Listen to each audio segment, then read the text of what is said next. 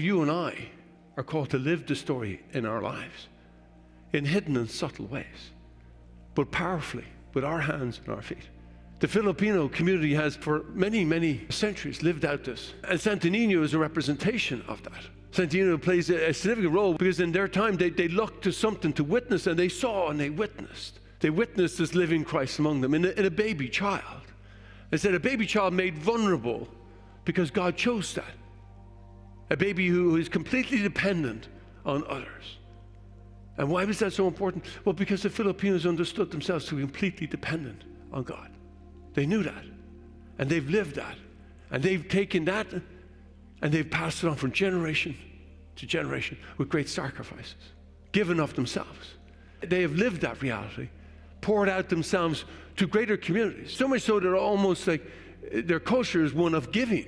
They totally understand the giving community. So many of the Filipinos go into the caring ministries. They're doctors and nurses, teachers, pour themselves away. No, there's no amount of money that could ever compensate the care that they give, the love they give. That's not what it's about.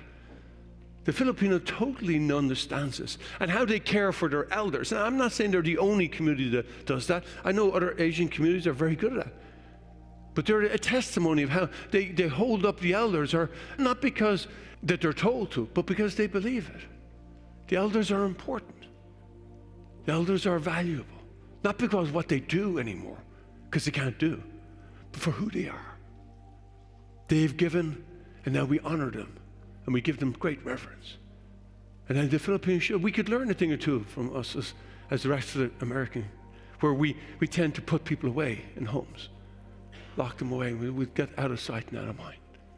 Sometimes there's no choice. I get that. Filipinos, they're often the ones who work in those communities because they continue to care, pour out their heart, give themselves away. They give witness to the living God.